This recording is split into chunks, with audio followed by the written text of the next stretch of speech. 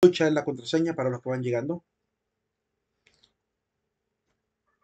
Bien, voy a compartir entonces ahora la diapositiva para continuar con las teorías del poblamiento americano, que es lo último que vimos la vez pasada. Vamos por la teoría solutrense. Es la cuarta teoría, ¿verdad? Ya vimos la de el estrecho de Bering, vimos la de Carlos Ameguino y Florentino, vimos la de la Atlántida y vamos a ver la cuarta, sería la cuarta teoría, porque la primera es la de la Atlántida, la segunda sería la de la teoría autoctonista, la tercera sería la de Alejárlica y la cuarta sería teoría solutrense.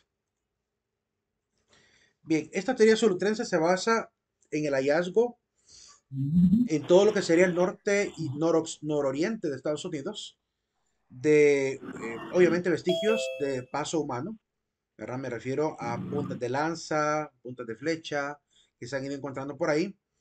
Ellos son los dos investigadores, ¿verdad? Los dos primeros arqueólogos que se dedicaron a elaborar esta teoría. Se supone que de España, mejor dicho, de la península ibérica y de todo lo que sería hoy en día Francia y España, salió una comunidad, ¿verdad? Una comunidad llamada los solutrenses. Ellos habitaron esta zona, ¿verdad? Desde Francia, toda la parte de España. Y de esta cantidad de presencia solutrense, de seres humanos que vivieron ahí, se supone que escalaron por la parte norte, yendo hacia el lado de Britania, es decir, la Inglaterra actual, subieron hasta por el Groenlandia, ¿verdad? Y caminarían seguramente por el hielo hace unos 20.000 años aproximadamente, hasta 15.000 años. Hay otros hallazgos que incluso sienten que deben llegar hasta el 25.000 incluso. Em, y se supone que vinieron a América por el lado oriental, ¿verdad? Mejor dicho, occidental europea y oriental americana. Básicamente el hallazgo ha sido pues muy fructífero, ¿verdad? Hay muchas zonas arqueológicas en toda Pasadena, California, en todo lo que es, aparte incluso perdón, la parte de Maryland específicamente, donde comúnmente se han hecho excavaciones, ya vamos a ver algunas de las imágenes, y ya se han encontrado pues asentamientos humanos que demuestran que sí ha habido paso, ¿verdad?, de personas por ahí. Esta es la trayectoria, supuesta trayectoria que pudieran haber tenido, ¿verdad? Caminando seguramente por el hielo del Polo Norte. La evidencia de la migración por ruta europea data de hace 26.000 años a 18.000 años atrás. Es más o menos la nueva reevaluación de los datos, ¿verdad?, que se han hecho. ¿Y cómo pudieron haber pasado? Pues caminando tranquilamente por el hielo, cuidados, como siempre se ha entendido que estas familias que han vivido en la zona norte se han acostumbrado a vivir, ¿verdad? Con pieles de animales, ¿verdad? Con monte, ¿verdad? Seco, para poder protegerse como que fuera calzado. Y esta es la manera también como ¿cómo se llama? Museo de Arte e Historia representan a estas comunidades del norte. Aquí hay algunas de las fotografías de los arqueólogos y paleontólogos trabajando, ¿verdad? Para poder sacar algunos vestigios. Se han encontrado muchas piezas, todas con evidencia de haber sido talladas por mano humana, ¿verdad? Ahí está en Cactus Hill, Virginia. Y esa es la teoría también más fuerte y también aceptada hasta el día de hoy. Por lo menos es una de las huellas de la migración. La quinta teoría es la de este profesor, ¿verdad? Que más que un hallazgo, diríamos, arqueológico, es más bien un estudio lingüístico, lo que él realizó. Me refiero a Antonio Augusto Méndez Correia Esteves. Y es que él encontró una cantidad de palabras parecidas entre los indios polinesios que habitaron prácticamente toda la zona polinesia que ocupa hoy las islas de Hawái, Fiji, Samoa, Marshall, todas esas islas que están arriba de Oceanía y abajo y al lado oriental del Asia Mayor. Eh, Son un montón de islas pequeñas que hay por ahí. eh, y de esos lugares se supone, pues navegaron por la parte sur, bajaron hasta Oceanía, bajaron hasta la Antártida y llegaron a América por medio de Chile. Encontró entonces que entre los indios, bueno, los indígenas polinesios y los indios Onoa de la zona del fuego de Chile, pues hay una similitud en la parte lingüística, ¿verdad? Que es lo que vamos a ver a continuación. Esta es la ruta que pudieron haber tomado, ¿verdad? Pasando por Australia, llegando a la Antártida, caminando también por el hielo hasta llegar a América del Sur. Lo que él encontró es que los indios Onas de la Tierra del Fuego pues tienen una gran similitud, tanto también a nivel de los fenotipos, ¿verdad? Que son obviamente ojos rasgados, como los habitantes asiáticos, como también el hecho de que tienen 93 palabras semejantes en el dialecto entre los que viven obviamente en la zona de Australia y Tasmania y los que son aborígenes evidentemente de la zona de la Patagonia.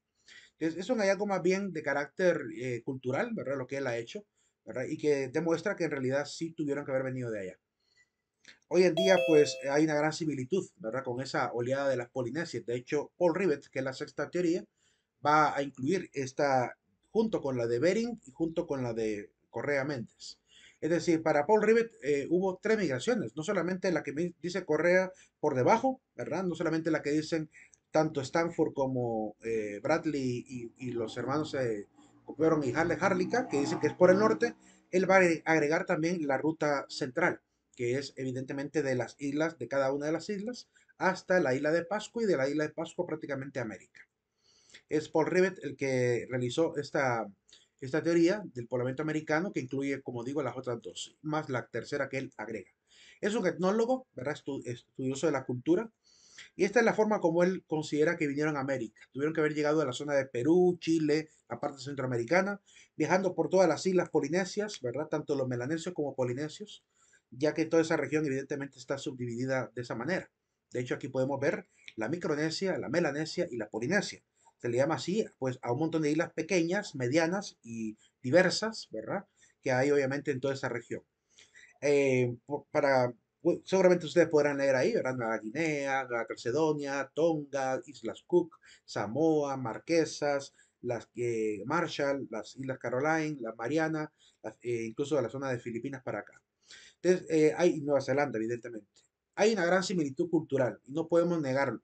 De hecho, cuando comparamos la forma actual de celebración de los polinesios y la manera como celebran, por ejemplo, en Nueva Zelanda, y la manera como celebran los Rapa Nui allá en la isla de Pascua, es evidente que hay una gran similitud. De hecho, pudieron haber pasado tranquilamente, eran grandes navegantes, ¿verdad? Este tipo de barcas de las que ellos hacían. De hecho, comentarles también que la famosa película animada de Moana intenta contarnos esa historia, ¿verdad? La historia de esa cultura viajando de isla a isla para ir pasando hasta América. Entonces, Moana prácticamente es como ese espíritu de los hombres de aquel momento que quieren mayor expansión y libertad y encontrar una tierra diferente, ¿verdad? Dejar las antiguas tradiciones, aunque realmente no las abandonan todas. Al ver a los sitios nativos polinesios y al ver los Rapa Nui, pues claramente hasta su forma de vestimenta típica es muy parecida, ¿verdad? Si es que se le puede llamar vestimenta a esto. Pero el hecho de usar tatuajes, el hecho de usar, ¿cómo se llama? Palma, el hecho de utilizar chinchines, plumas y cabello largos es una similitud muy grande entre ambas etnias. Y hay que hacer constar también que la isla de Pascua, ¿verdad? Que es la isla obligatoria de paso de la parte pacífica hasta América, también estuvo habitada, ¿verdad? Por alguna cultura llamada los antiguos Rapa Nui. Hoy hay unos descendientes de los Rapa Nui, se supone, ¿verdad? Esta isla prácticamente ya no pertenece tanto al lado de Oceanía, sino pertenece a Chile. Ahí están estas famosas esculturas llamadas los Moais. Hay algunas teorías sobre qué significan estos Moais. Una de ellas dice que representa posiblemente a gobernantes. Otros dicen que hacían una por cada líder de familia. Otros creen que en realidad lo que hacían era ponerlas en la orilla de las playas para protegerse de los invasores, porque de lejos se mirarían casi como que fueran gigantes y por el temor a la invasión pues se protegían de esta manera. Otros dicen que representan simplemente a los dioses, a las divinidades. Como sea, son bien interesantes, ¿verdad? Estas esculturas, algunas son de tamaño, diríamos, mediano, pero ahorita que son realmente grandes, ¿verdad? Que están incluso enterradas bien abajo. Evidentemente la erosión de la tierra, las lluvias, todos los desastres naturales que han ocurrido han ido tapando muchas de estas esculturas. Ante la pregunta, ¿y cómo las hicieron y cómo las llevaron ahí? Pues no las llevaron ahí, en realidad ahí las tallaron. Hay una gran cantidad de canteras, ¿verdad? De roca, de este tipo de roca, que obviamente permite poder hacer este tipo de esculturas. Así que no es nada del otro Li- mundo. Dime, disculpe, ¿en qué país es eso? en Isla de Pascua, en la isla de Pascua, en Chile. Ok, gracias. Incluso pueden notar que las mismas esculturas tienen tatuajes, ¿verdad? Se nota que tienen el estilo de los nativos, amarrados prácticamente la parte de abajo con cinturón para poder taparse y más los tatuajes que seguramente son de tipo ritual. En la isla de Pascua, pues como les digo, hay una gran cantidad de canteras, ¿verdad? Esta es una de las canteras más famosas. Y fíjense que delante de la gran cantera de piedra, ¿verdad? Ahí están muchas fotografías de Google Earth donde marcan prácticamente todos los moais. De hecho, todos esos puntitos que están ahí son imágenes tridimensionales de todos los moais que sacaron de aquí, ¿verdad? De hecho, ahí se nota como los cortes rectangulares de cómo han sacado material de ahí. Así que ante las teorías conspiranoicas e inventos que se hace la gente, hay que usar un poco más el sentido común. ¿Por qué se fueron de la isla de Pascua? Porque por mucho tiempo esta isla estuvo prácticamente deshabitada. ¿Por qué dejaron la isla? ¿Por qué tuvieron que haberse ido de ahí los antiguos Rapa Nui? La teoría más fuerte es que la zona es muy volcánica. De hecho, la isla contiene muchas mesetas volcánicas que seguramente hace mucho tiempo han de haber estado activos, ¿verdad? Volcanes muertos prácticamente que están todavía ahí. Hoy no son más que mesetas volcánicas, ¿verdad? Como comúnmente va terminando un volcán una vez que termina su actividad. En la parte de la cima prácticamente van quedando mesetas, a veces incluso con pequeños bosques o arbustos, ¿verdad? En la parte alta, ahí podemos ver tres bocas de volcán, aquí podemos ver seis bocas de volcán, ¿verdad? Que básicamente son este tipo de colinas con una planicie en la punta.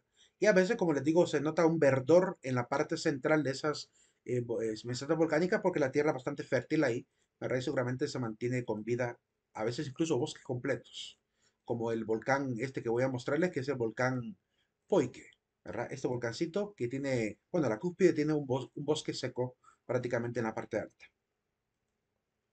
Y afuera de la isla, pues también se nota en las orillas la salida de lava hacia el mar. Claramente, el desastre natural de esa isla pudo haber provocado la huida de ahí, ¿verdad? Recuerden también lo que pasó en Moana. Creo que hay una cuestión que tiene que ver no sé si con la explosión de un volcán, no recuerdo bien la trama de la película, pero creo que hay un problema ahí con algo de un volcán, ¿verdad? Y tienen que salir huyendo también, ¿verdad? Por esa situación. Hablar entonces de América es hablar de una gran diversidad de pueblos, una gran diversidad de lenguas. No hablamos solamente de mayas, incas y aztecas, hablamos de olmecas, toltecas, mixtecas, ¿cómo se llama? Los guaraníes, un montón de indígenas de la zona marginal, de la zona andina, que han estado ahí, ¿verdad? Los taínos, etcétera. Entonces, de hecho, por eso es que ha sido necesario, lo que ustedes leyeron en el control de lectura, clasificar prácticamente en grandes áreas culturales todo lo que es América.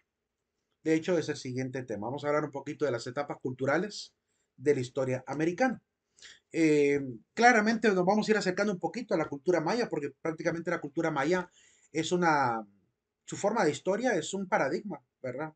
Que si todos los pueblos de América hubiesen llegado al mismo grado de cultura que los mayas, habrían pasado exactamente por las mismas fases, por así decirlo, de evolución cultural.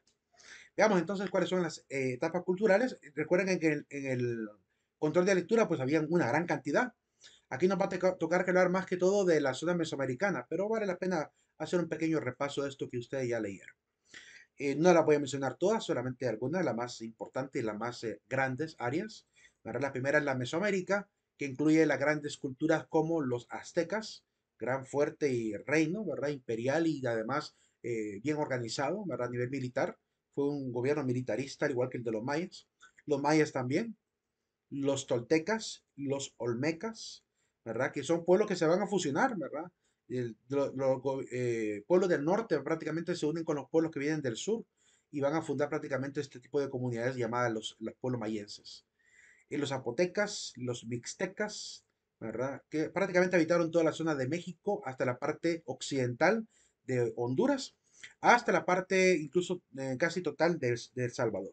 Porque, por ejemplo, los lencas llegaron hasta el departamento de Francisco Morazán, que queda en el oriente del Salvador, nororiente del Salvador, así que prácticamente casi abarca todo el territorio de ahí, incluida la parte sur de Nicaragua también. Ocupa México, Guatemala, Honduras, Belice y parte de Nicaragua, esa zona llamada área mesoamericana. Comparten prácticamente muchos elementos, el tipo de dieta basada en el maíz, el hecho de la cacería, ¿verdad? Con animales específicamente venado, jaguares, monos, el hecho de también de consumir tortugas, ¿verdad? Algo muy característico de estos pueblos, armadillos y todo esto. Además, la zona circuncaribe, que abarcaría las etnias de los arahuacos o arawak, los caribes, los chiriquí de allá de Panamá, los del Darién en Panamá también, los taínos, ¿verdad? que abarca prácticamente toda la zona Caribe y la parte central de Honduras hasta el río Orinoco, allá por Venezuela, ¿verdad? Parte de Colombia también. Esa es la zona que llamaríamos Circuncaribe. Colombia, Venezuela, Antillas, Guyanas y el resto de América Central, ¿verdad? Estas son pueblos que dependen de una lengua incluso, la lengua macrochipcha. Comparten gran similitud lingüística por el origen chipcha que traen ellos. Más adelante miraremos un poquito esa parte también de las lenguas macrochipchas. Cuando hablemos de los lencas, ahí hablaremos un poquito de eso.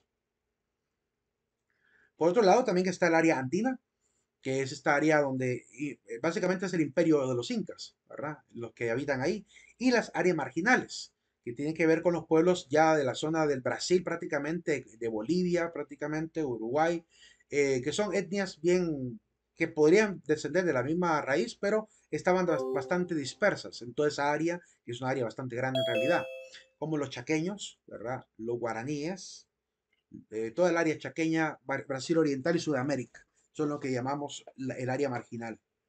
De hecho, déjenme comentarles que más adelante vamos a ver algunas fotografías.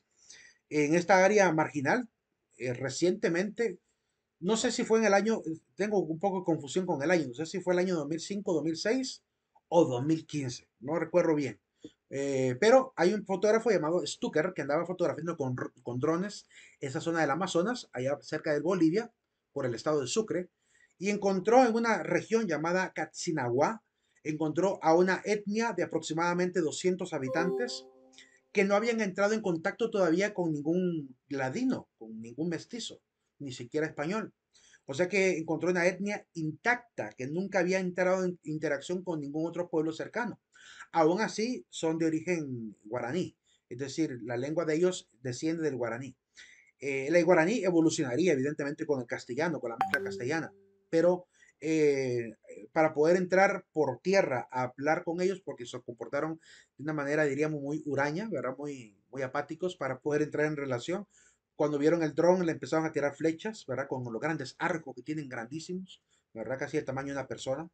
Eh, bien mide 1,60 metros el arco de esa gente, casi el tamaño de una persona, promedio de una persona hondureña. Andan semidesnudos, completamente, casi desnudos prácticamente. Solamente lo que hacen los varones es que se amarran su miembro viril a la parte de la cintura, se rapan el cabello hasta la parte central de la coronilla de la cabeza, se depilan las cejas, se quitan todas las cejas, le da, como dice el mismo, ¿cómo se llama? Amerigo Vespuccio. Él narró este tipo de etnia, dice de que le da asco el cabello, entonces por eso se quitan las cejas, se quitan la parte de encima del cabello, se depilan todo. No así la parte de, obviamente, íntima, ¿verdad? Que es así, él mismo aclara que a las mujeres, aun cuando anduviesen desnudas, no se eliminaba nada de su vergüenza, decía él. Y andan completamente desnudos, andaban completamente, algunos pintados en el cuerpo, unos de color rojo, otros de color negro, seguramente por el estilo del nivel jerárquico militar. Algunos andan con diademas con plumas, ¿verdad? Seguramente jefes del pueblo, caciques del pueblo o algunos patriarcas de la comunidad. Eh, Ahí vamos a ver algunas de las imágenes más adelante, cuando veamos a estos indios de la zona de Catzinagua. Es bien interesante, es bien interesante. Y de hecho voy a hacer una pequeña reflexión más adelante alrededor de ello.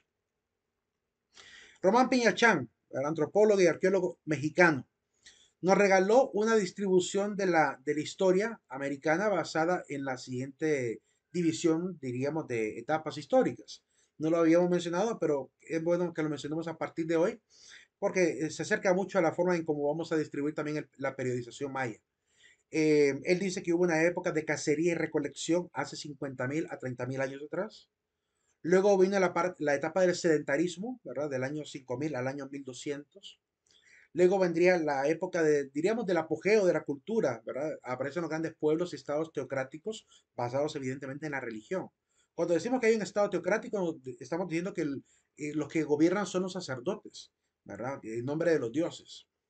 Y después llegaría obviamente la época del declive con los estados militaristas, donde la cultura prácticamente se ve incluso sometida por el español. Esta distribución es bien interesante también, ¿verdad? Corresponde un poquito a lo que anteriormente ya habíamos visto y nos ayuda a entender un poquito cómo fue el trayecto del pueblo específicamente de Mesoamérica. Hablar de solo los mayas, que es el tema que sigue a continuación, es hablar prácticamente de casi 4.000 años de historia, 2.000 años antes de Cristo aparecen ellos, ¿verdad? Estamos ahí cerca de la época del sedentarismo prácticamente, pero claramente ellos descienden de todos estos pueblos que van viajando del norte y del sur, que se van a ir a reunir prácticamente en la zona de Guatemala y Yucatán, y ahí fundarán la cultura maya. Hablar de etapas culturales, hablar de áreas culturales es distinto de hablar de etapas culturales. El área cultural es la región y la etapa cultural es el rango de tiempo que tomaría ciertos avances o cambios culturales.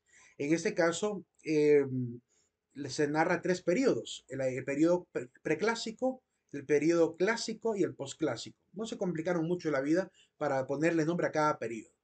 Y quiero resaltar algunos eventos en el rango de tiempo que se marca prácticamente el inicio y final de cada uno de los periodos. El preclásico va del año 1500 al año 292. Se supone que en esa época lo primero que aparece es que la comunidad se organiza a nivel sedentario, ¿verdad? Es decir, aparece la agricultura, la ganadería, aparecen los primeros centros ceremoniales y las aldeas primeras. Luego de esto se organiza la escritura incluso. Después aparecen los primeros calendarios solares para ayudar a la agricultura. Nace la sociedad jerarquizada, nobles, sacerdotes, guerreros y pueblo, aunque para la época de clásica, la era clásica prácticamente de la cultura mesoamericana, hablar de nobles y sacerdotes casi era hablar de la misma casta.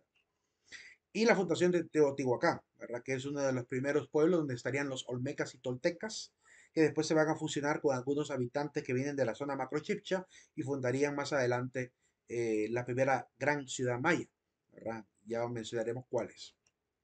En la época clásica del año 292 después de Cristo al año 900, en ese momento Europa lo que está pasando es el Imperio Romano, ¿verdad?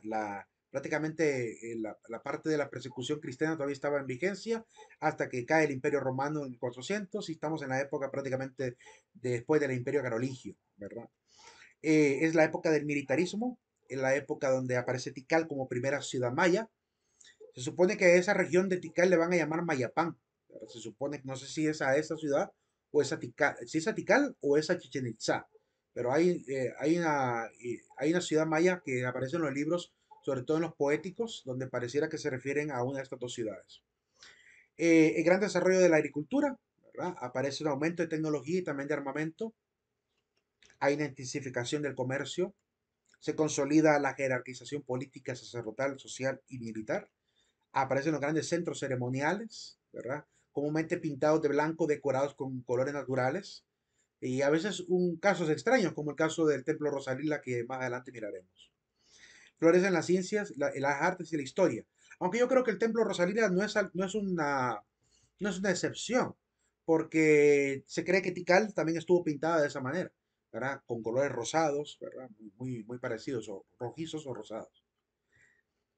Y la época postclásica, que es la época, diríamos, del declive, donde los mayas prácticamente se dispersan, abandonan las grandes ciudades ceremoniales, ¿verdad? Como esta de Palenque, ¿verdad? Por ejemplo. Chichen Itza es abandonada por los toltecas y llegan los itzáes para construir ahí construyó Mayapán, en Chichen Itza. Eh, Más adelante leeremos prácticamente un fragmento de la obra mayense para que vean cuando se narra esto del trayecto que tuvieron que pasar para poder llegar ahí. Y de hecho, ya con los del mediodía ya vimos un video que me parece muy emotivo, ¿verdad? Realmente. Puede ser que con usted lo veamos hasta ese momento, ¿verdad? Específicamente. No sé por qué mostré el video antes a ellos. ¿Qué fue lo que les dije que abrió la oportunidad de ver el video? Pero cuando veamos ¿cómo se llama? Esta narración de las obras mayenses de la Fundación de Mayapán, ahí tendremos que ver un video que tiene que ver más con México que con los mayas, pero que básicamente los mismos mayas vivieron algo parecido. Ya les diré cuál es. En 1441, Mayapán es abandonada por rebelión. En 1517 llegan los españoles a Yucatán. Esto es importante destacarlo porque mucha gente cree que los españoles vinieron a exterminar al pueblo maya y no es cierto. Los mayas ya habían abandonado todos estos centros, ¿verdad? Casi 50 años antes de que llegaran los españoles, ya habían abandonado todas las grandes ciudades mayas. Se habían dispersado en las montañas, estaban viviendo prácticamente en zonas completamente, diríamos, rurales para aquel momento. Así que no es cierto que el español vino a destruir su cultura. Allá en Yucatán es que sí va a haber un poco de roce, ¿verdad? Claramente habrá algunos pueblos que se harán muy diríamos, favorables a Hernán Cortés y otros que no, ¿verdad? Porque Hernán Cortés va a llegar en 1524. Hay que decir que hay pueblos que incluso se van a unir a Hernán Cortés para poder hacer la lucha contra los aztecas. Hay que decir también que no todos los españoles hicieron lo correcto. Hubo incluso un fraile que va a ser denunciado por otro obispo, o sea, un obispo va a hacer algo indebido que va a terminar siendo denunciado por otro obispo de la misma orden, ¿verdad? Acusándolo de haberse pasado de fanático, diríamos. Y me refiero a Diego de Landa. Diego de Landa va a ser acusado por Fray Francisco del Toral, ¿verdad? Que va a ser nombrado el nuevo obispo y va a comentar qué fue lo que la gente dice que hizo, ¿verdad? Va a poner la queja, bueno, dicen que hizo tal cosa, esto y esto. Ahora más adelante miraremos qué fue lo que hizo. No fue algo así como muy drástico, pero sí fue algo que a la gente le molestó. Claramente que sí. No trajo una gran tragedia tampoco, pero sí claramente hizo algo que no tenía que haber hecho. Ahora ya les comentaré más adelante específicamente qué. Ya lo vamos a ver a él más adelante cuando miremos un poquito la participación de la iglesia también. Y los defensores también de los indígenas, que hay que verlos también. Este video quedé enviárselo a los del mediodía. Yo creo que también a ustedes, no sé si se los voy a poder, se los voy a enviar mejor, porque no sé, bueno, aquí ustedes creo que sí lo van a poder escuchar bien, ¿verdad? Le voy a dar play. Es un vendedor de esculturas de tipo maya en la zona de Yucatán. Se le nota todavía su acento, diríamos, indígena, ¿verdad? Estilo yucateco. Pero no como el yucateco que hacen humor los mexicanos, sino un yucateco bien marcado de origen indígena. Y vean cómo él conoce su historia y cómo narra lo que realmente cuentan sus ancestros que pasó desde la llegada de Hernán Cortés. Listo, amigo. Malo Kim Isabel. Buenos días, ¿cómo está? Este es mi trabajo de piedra trabajado a mano. El hombre jaguar, en la lengua maya se dice... ¿Escuchan, jóvenes, o creo que no? No se escucha. No tiene. No tiene. No se escucha nada. Ahorita mismo lo recomparto, es que no lo compartí con audio, permítame. Ahorita comparto la pantalla con audio. Compartir sonido. Permítame otra vez. Por eso fue que no lo escucharon. Permítame un segundito. Acá, compartir con sonido. Esta pantalla. Ahí. Listo, amigo. Malo Kim Isabel. Buenos días, ¿cómo está? Este es mi trabajo de piedra trabajado a mano. El hombre jaguar, en la lengua maya se dice Winik Balam, representa el juego de la pelota. En la antigüedad a los guerreros que ganaban, al capitán del equipo que gane, era sacrificado para pasar a ser un rey más de nuestra cultura. Este representa valentía, protección de casa, de hogar, porque en la antigüedad el guerrero que pesca al jaguar, al balam, es el guerrero más fuerte, porque en nuestra cultura el jaguar es el animal más rudo y el más fuerte que tuvimos en nuestra cultura maya. El calendario maya tiene 19 meses, 18 de 20 días cada uno, que al sumarlos le da 360, y una de 5. Los 5 días se separaba para el juego de la pelota, la ceremonia maya, que al sumarlos les da un año. En el centro el dios del trabajo, que representa lo que es el trabajo, amigo, el cargador del tiempo. El hombre águila, que es Winik Kos, que representa la sabiduría, y la serpiente, Kukulkam, Winik Kam, que representa lo que es la fertilidad, amigo. Cada 260 días cambia la piel, que representa 9 meses, por eso representa fertilidad la serpiente, amigo. Claro. Aquí tú puedes ver a la diosa Ixchel, la diosa acuática de Isla Mujeres y Cozumel. El sol es el Kim, representa un hombre, es la energía. La luna es Na, representa una mujer, es la noche, es armonía. De aquí puedes ver a la diosa que los une en lo que es de nuestra cultura, un matrimonio, es unión de familia. Claro, de aquí ves al dios Chac, el dios de la lluvia, Chacmol, el dios de la abundancia. En la antigüedad nosotros lo venerábamos como de la abundancia, porque gracias a él que daba la lluvia crecía el maíz, los frijolitos, los chiles, porque nuestra economía antes era eso, puro basado en vegetación, no había monedas antiguamente. El hombre jaguar, el hombre de la pelota. Claro, amigo. ¿Cuál era? ¿Este? Este le gustó. Me gusta. A ver. No se preocupe, amiguita. Todo es piedra, mire. Eso no se daña. Es piedra. Este representa la salud. Es chambalup, serpiente jaguar en español. Antiguamente se curaba con lo que son hierbas, cortezas de árboles, raíces de árboles, piedras y hongos. Porque en la antigüedad, amigo, no existían las penicilinas. La penicilina lo trajeron los españoles, así como trajeron nuestra infelicidad. Claro, amigo. Esta viene representando a la diosa Venus, que viene no trae la máscara. Esta representa a la Venus, que es la sabiduría. Aquí ves al Itzamná, el dios de los 7 vientos. el dios de los 7 secretos mayas que se encuentran en el cenote Iquil, amigo. Aquí el hombre águila que simboliza la sabiduría, Winik Kos en maya, amigo. Este es mi trabajo, es totalmente hecho a mano, amigo. Gracias. Claro. ¿Gustas escuchar por qué le pusieron la historia a Yucatán a nuestro estado? Fíjese, amigo, toda la gente dice que Cristóbal Colón conquistó América, pero que conquistó América es Américo Vespucio. Cristóbal Colón entró por Veracruz, llegó a Yucatán y buscó a un tribu de mayas y le dijo, ¿cómo se llama acá? Pero en ese entonces nuestra cultura no hablábamos español. Y le pregunta el maya a su compañero, Uyutam, Uyutam, ¿qué dice? ¿Qué dice? Y Cristóbal Colón vuelve a preguntar, ¿cómo se llama acá? Y el maya vuelve a decir, Uyutam, Uyutam. Y Cristóbal Colón dijo, aquí se llama Yucatán.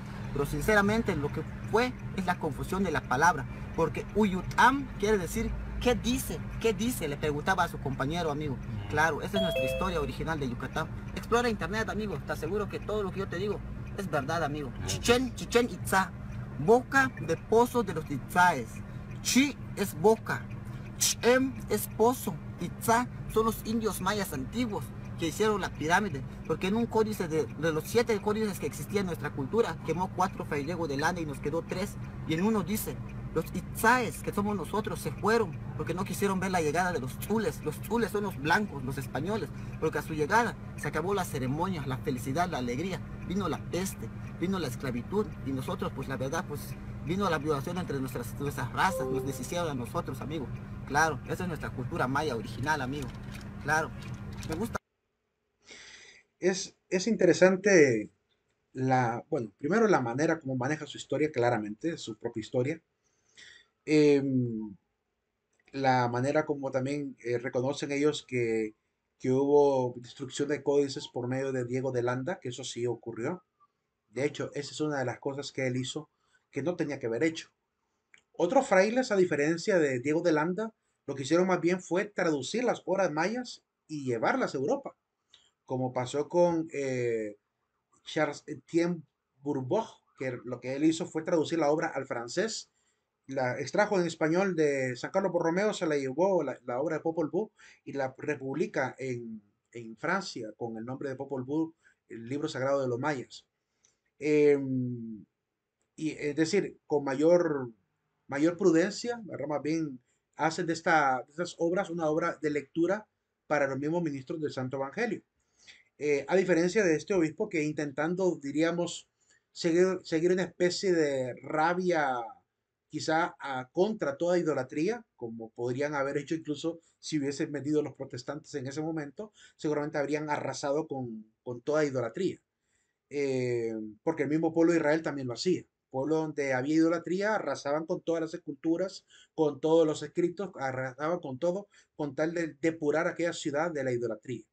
Es algo que viene desde el Antiguo Testamento y ese mismo tipo de, diríamos, de ira santa, por así decirlo, lo llevó a hacer cosas atroces, como acabar con cosas culturales que no tenían que haber pasado, ¿verdad? Eh, pero no fueron todos, ¿verdad? Por eso solo se menciona a un personaje que es Diego de Landa.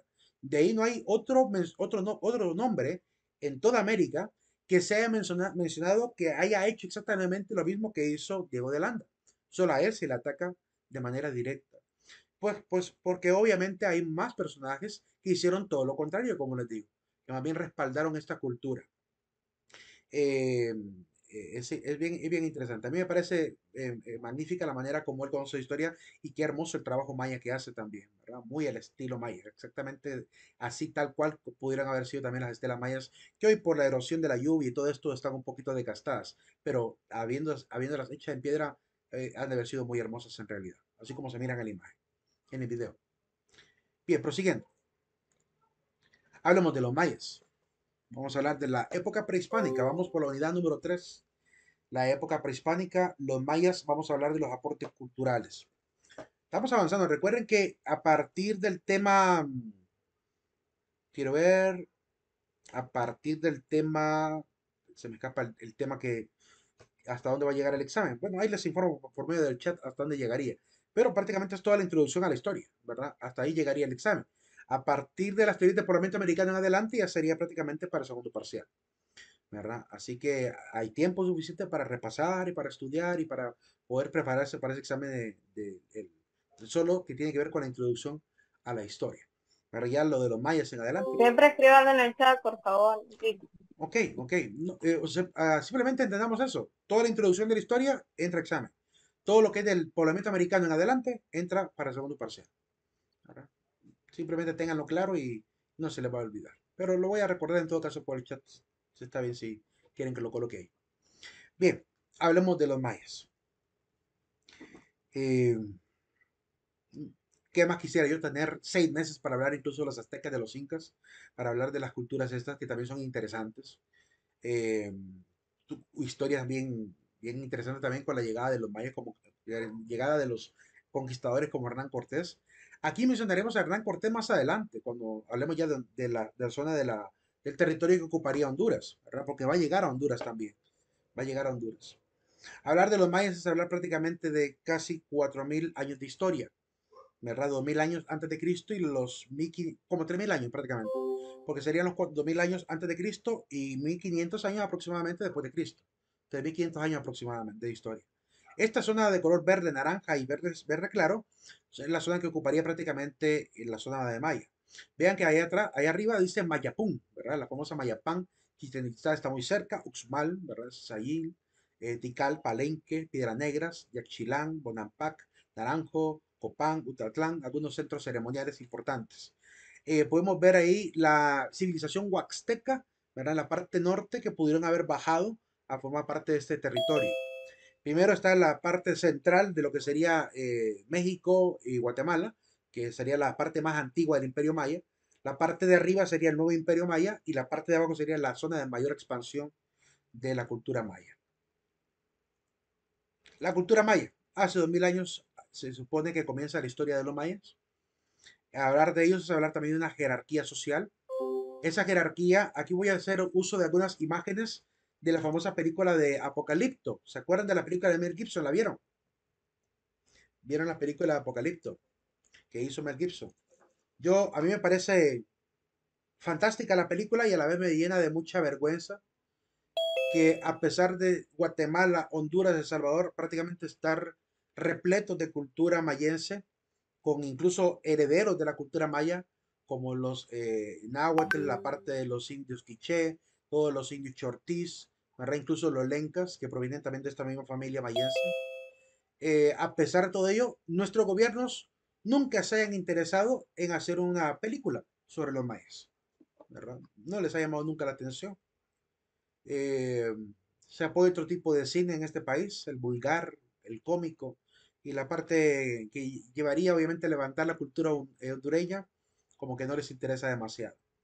Tuvo que venir un extranjero como Mel Gibson a hacer dos cosas. Uno, a enseñar cómo se hace una película de calidad, porque la película es estupenda.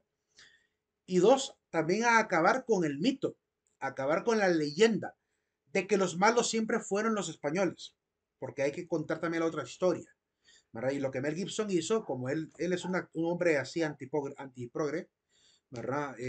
Ha luchado contra toda la ideología que está hoy en día, obviamente en la internet, contra esta generación de relativismo, de subjetividad y de manipulación histórica.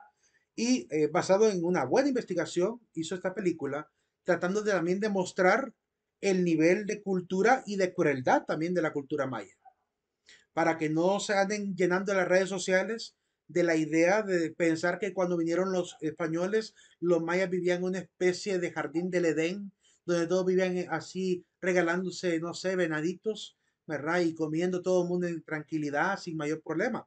No, es cultura humana también. Hubo tragedias, hubo guerras, hubo invasores, hubo saqueos, hubo matanzas, violaciones, hubo gente inocente que murió también de parte de las culturas militaristas sobre los pueblos más menos desarrollados. Y esa historia a veces no la cuentan los historiadores o la pasan por alto.